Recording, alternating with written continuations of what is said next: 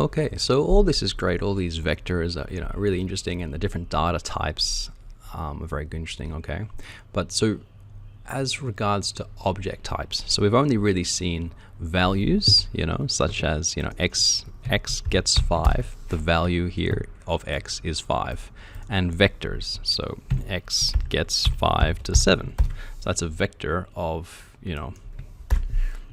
3 elements, 3 items, if you will. So these are object types, but there are also other object types. I don't want to spend too much time talking about it, but there are also matrices. So matrices, matrix. Okay, so if I go 5, 6, 7, 8, 9, if I do this one here, so it's a matrix, and I could change it to n row equals 2. Oh, no, I need one more element, 10. So you can specify all about this. This is sort of a statistical or mathematical, really scientific stuff.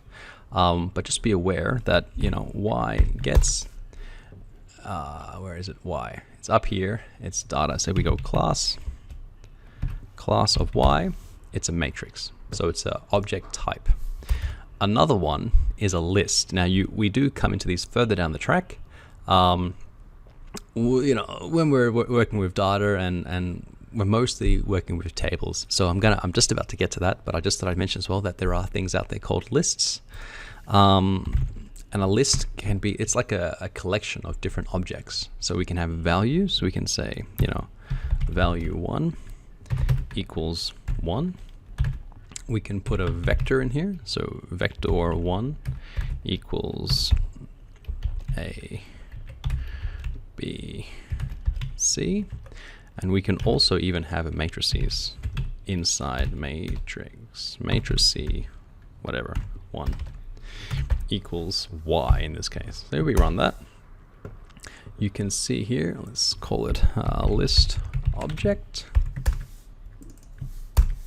So now we've got a value, a vector, and a matrices. They're all together.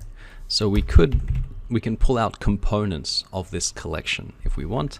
So list object, and if we do a single bracket, so let's say 2.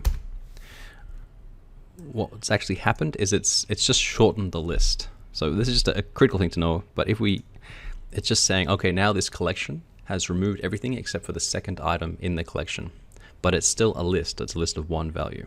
All right, because what I'm saying is if we did this 1 and 2, it's saying now we've got a list that's only 2 things, but it's just 1. All right.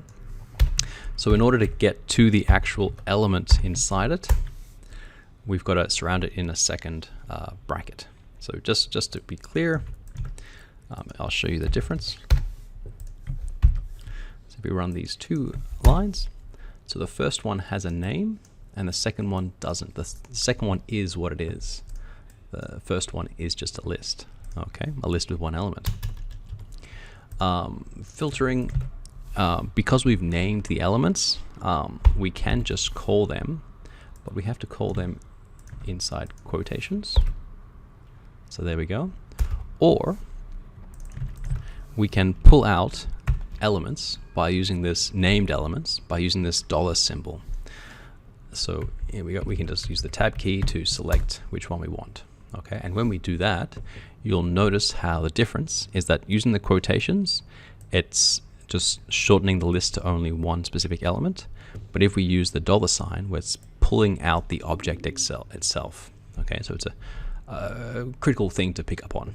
Okay, so that is list objects, and we'll probably come back to them further down the track. But for now, it's time to move on to, tables. Tables are what you're always going to be using in data analysis. So most of the time. So let's get onto that. All right.